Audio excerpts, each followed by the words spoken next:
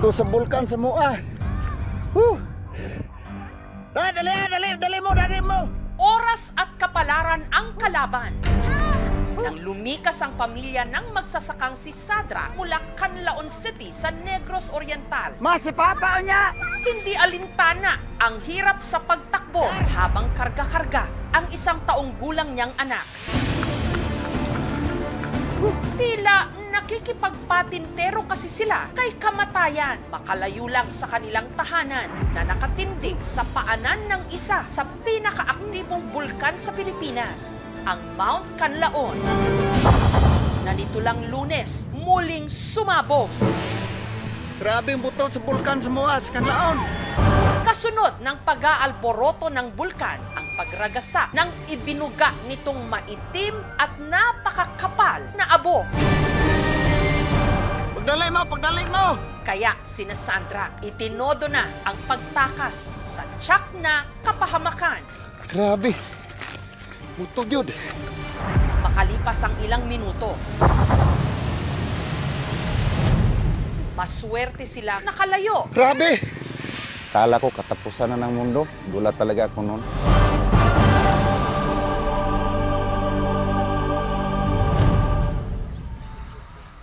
Nitong Huwebes, binalikan ni Sadra ang kanilang bahay para kumuha ng gamit. Okay. Mag-prepare na ko kay mo bakwit na mi.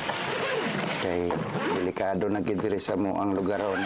Lilipat na rin. Wala nang matigas dito ngayon, sir. Hindi katulad dati na mga tao dito, kahit anong sabi, ay hindi yan putok yan, dati pa. Pero ngayon, takot talaga sila, sir, kasi akala na din nila katapusan na ng mundo. Sa totoo lang daw, napapansin na ni Sadrak ang kakaibang kilos ng Canlaon nitong mga nakaraang araw. Parang wala lang. Pero doon talaga kami nagpanik, sir. Kasi yung bulkan na yon, parang mayroong pugs na white na pugs ang tinatakpan kung anong mangyari ba ng sakuna. Pero dahil mahigit 4 na dekada na raw silang nakatira sa paanan nito, nasanay na sila sa bulkan. Katunayan, nung mga unang sandali raw ng pagsabog ng Canlaon nitong Lunes, Normal talaga. Hindi pa ako noon napapanik, sir. Hindi pa ako natatakot. Sabi ko sa nang harvest ng kamote, sige, snack tayo. pero nung nakita na raw niya ang dami ng ibinuga nitong abo, doon na siya nataranta. Buto sa bulkan sa mua. Natakutan ko, sir, nung nakita ko dyan banda talaga, sir. Malapit na talaga yung ikot ng abo na mayroong nag-light kunti. Hindi naman natin in-expect na yun ang mayari.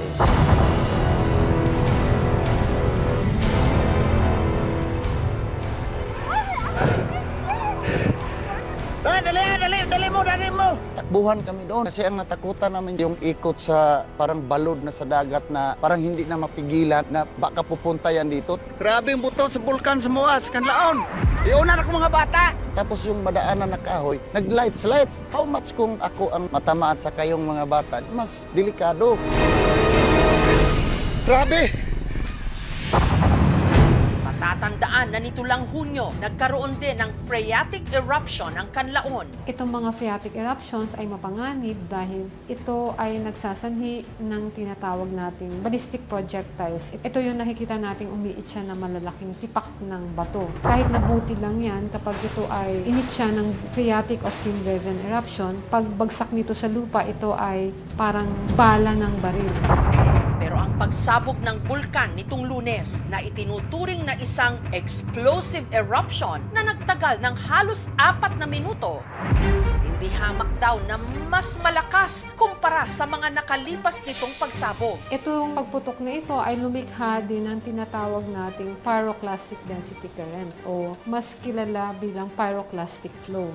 Ito ay yung magkahalong mainit na volcanic gas, abo at basag-basag na bato na nakita nating bumaba. So napakalakas nung pagputok noong December 9. Delikado yun dahil may feedback ito sa magma na nasa ilalim ng bulkan na inaabangan pa natin kung ano ang mangyayari.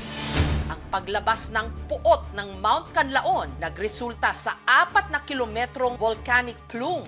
Ang pasaherong ito, nakuhanan pa ng video ang volcanic plume nung saktong dumaan ang sinasakyan niyang eroplano kasagsagan ng pagputok ng bulkan. Ang mga bayan sa palibot ng bulkan isinailalim sa Alert Level 3. Kaya libo-libong mga pamilya ang inilikas. Sa Alert Level 3, meron na tayong mataas na antas ng pagbubugnot ng bulkan. Ibig sabihin, ang pagbubugnot ng bulkan ay 100% dulot ng magma na napipinto ng iputok ng bulkan. Nitong Huwebes, sakay ng helicopter, ang Civil Defense Western Visayas, inobserbahan ang bunganga ng Mount Canlaon. Nakita po natin doon yung ash emissions ay nagkagaling po sa crater. At wala pong nakitang bitak na maaaring mag-collapse po yung edifice ng crater. Na-confirma rin ng presensya ng pyroclastic density currents sa southeastern portion ng bulkan. Mixture yun ng mga volcanic debris, ash, yung mga stones na nanggaling doon ay binuga ng bulkan. Na kapag yun ay magkaroon ng malakas na ulan, yun po yung magiging lahar. Mas delikado siya. Dahil sa peligro sa kalusugang dala ng abo, ang mga residente pirmi ngayong naka-face mask. Bakit doble-doble yung suot ng mask? Kasi asopre masyadong mabaho, tapos nakakaubo siya, tapos masakit siya sa lalamunan. Tapos para sa akin, protection na rin to para sa baby ko. Bakit nagbabasa po kayo ng tubig? Para hindi magyabo ka ng mga tao, para hindi kami maghapo, maghatag ng sakit. Ang paglakhap ng ashfall na mayroong sulfur dioxide ay maaaring magpatindi ng sakit ng mga may pasyenteng may respiratory infection. Panatilihing malinis ang ating katawan, magugas ng kamay at magsuot ng face mask upang maiwasan natin ang paglanghap ng ashfall or sulfur dioxide. Dahil naman sa amihan, ang abong ibinuga ng Canlaon napunta sa mga kalapit nitong bayan sa kanluran. Isa sa mga nabalot ng abo ang bayan ng Bago. Sa drone footage na ito, makikita ang lawak ng pinsala ng ashfall. Ang mga bubong ng mga bahay, pati ng mga kalsada, nagkulay abo. Yung mga tricycle driver, habang bumabiyahe, nakataas na yung damit para matabunan lang yung kanilang mga muka. Dahil nga sa kapal ng alikabok. Halos hindi ko na makita yung daan nung papunta ako dito eh. Why na guys? Canlaon na guys. Bago tayo, ala. Ang ashfall, nasaksihan mismo ng tinderang si Jonah na abala noon sa pagla-live selling ng kanyang mga ukay-ukay. Ang Canlaon, nag-irap nito mga Canlaon na guys. Bago tayo, ng mga ano ko Canlaon. Dumilim po siya agad-agad. Talagang less than 2 minutes, yung nag-ashfall na po agad-agad. Ang bilis. Dahil nabato-balani si Jonah sa bilis ng mga pangyayari, hindi raw niya napigilang saluhin at hawakan ang mga nahuhulog na abo mula sa bulkan. Oh my God, keep safe everyone. Namudamo ang mga tao, ano. First time po, kaya wala akong idea. Gusto ko mahawakan kung mainit siya. Parang ano lang siya, putik. Kaya agad niyang isinalba ang kanyang mga paninda. Ang mga ido ko gatas, yung ibig sabihin, balasin ng ga-ga-ga. Ang balasin ng ga-ga-ga, why not siya guys, oh. Canlaon volcano is erupting now. Thank you, Lord. Nagpanik po ako kasi yung mga stocks ko dito sa labas. Mapapakinabangan niyo po. Try naming labhan. Pag hindi na, samigay sa kanila. Ilang araw makalipas ang ashfall, ang bahay ni Jonah, pati na ang kahabaan ng kanilang kalsada, balot pa rin ng abo, dagdag pa sakit, lalo't meron siyang hika. Kaninang umaga talagang ang kapal ng ashes dito, yung asthma ko talagang naramdaman ko dito. Ang magsasakang si Nanay Ruchani nanlumo nung balikan ang 2 ektarya niyang taniman sa Bago City. Ang mga tanim niyang palay, tubo, kamote at mga gulay na kanya na raw sanang aanihin na pinsala ng ashfall. Nagkalalanta, wala natira. Yan pang problema namin, sir, kung paano kami makabawi. Palayan pa lang namin na merde na kami at saka sa aming gulay na merde din kami.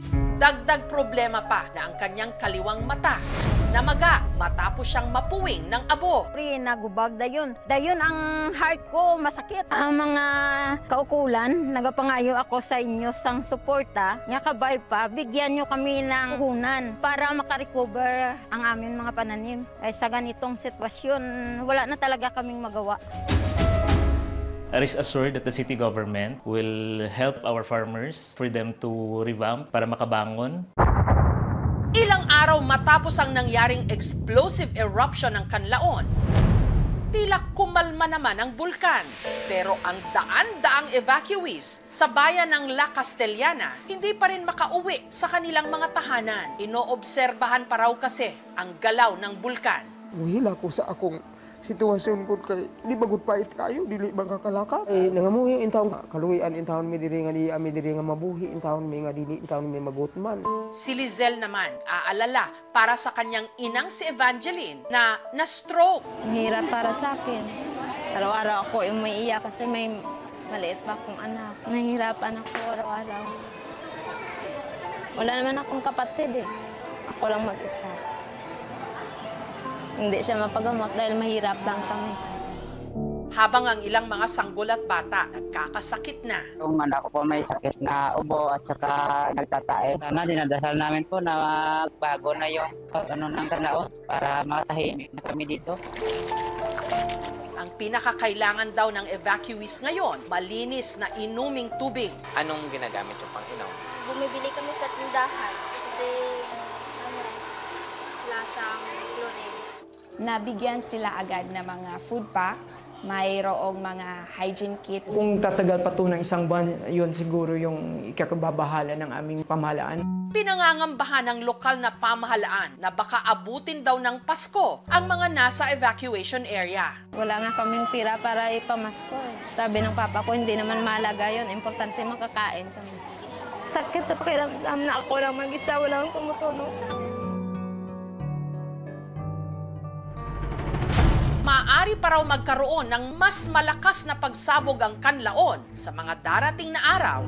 Napakamapanganib, maaring umabot ng paanan ng bulkan hanggang maaring 10 kilometers. No? Pag yun ang nangyari ay magtataas tayo ng alert sa alert level 4. Umiwas sa 6 kilometer radius area ng bulkan. Makinig po tayo sa ating mga local government officials na sila po ang nagsasagawa ng mga measures or actions para po sa ating pangangalaga.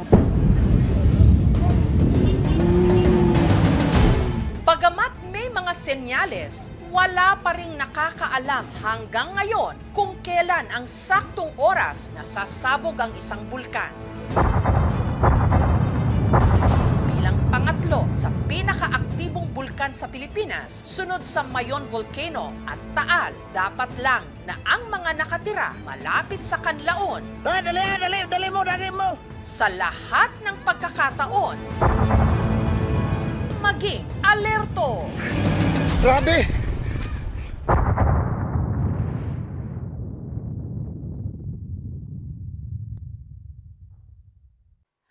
Thank you for watching, mga kapuso. Kung nagustuhan niyo po ang videong ito, subscribe na sa GMA Public Affairs YouTube channel. And don't forget to hit the bell button for our latest updates.